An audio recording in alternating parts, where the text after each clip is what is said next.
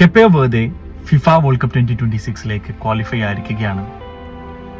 140 കോടി ജനസംഖ്യയുള്ള നമ്മുടെ രാജ്യമായ ഇന്ത്യ എന്ന് ഫിഫ വേൾഡ് കപ്പിലേക്ക് ക്വാളിഫൈ ആവും എന്ന് നമുക്ക് പറയാൻ പറ്റത്തില്ല.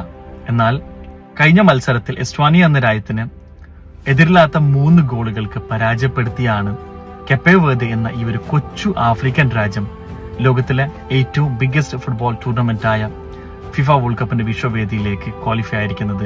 വെറും 5.5 ലക്ഷം മാത്രം ജനസംഖ്യയുള്ള കൊച്ചു രാജ്യം, സ്പോർട്സിൽ എവിടെയും നമ്മൾ അങ്ങനെ പേര് കേൾക്കാത്ത ഒരു രാജ്യം.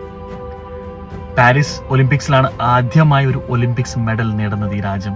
അതേപോലെ തന്നെ 2018 വേൾഡ് കപ്പിൽ ഐസ്ലൻഡ് ആയിരുന്നു ഏറ്റവും ചെറിയ ജനസംഖ്യയുള്ള രാജ്യം ക്വാളിഫൈ ആയത്. എന്നാൽ അതിനുശേഷം ഏറ്റവും ചെറിയ ജനസംഖ്യയുള്ള രാജ്യം ക്വാളിഫൈ ആവുന്നത് കെപ്പെ വെർദെയാണ്.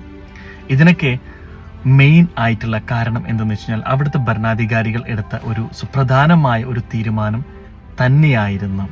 1975 പോർച്ചുഗലിൽ നിന്ന് സ്വാതന്ത്ര്യം നേടിയ ഈ കൊച്ചു രാജ്യം 2002 മുതലാണ് FIFA World cup qualifier games കളിച്ച് തുടങ്ങിയത്.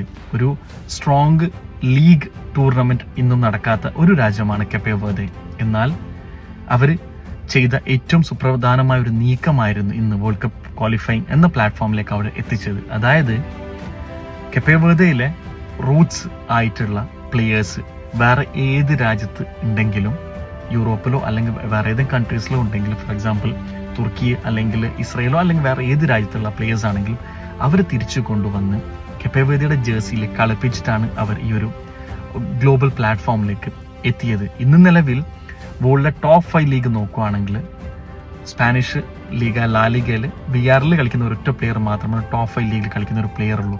എന്നാലും ബാക്കി ഒട്ടുമിക്ക പ്ലേയേഴ്സിനെ പുറത്തുനിന്ന് കൊണ്ടുവന്ന് ശക്തമായ ഇടപെടൽ ഭരണാധികാരികളെ കിടത്തിട്ടാണ് ഇവർ ഈ ഒരു ഗ്ലോബൽ പ്ലാറ്റ്ഫോമിലേക്ക് എത്തിയത്.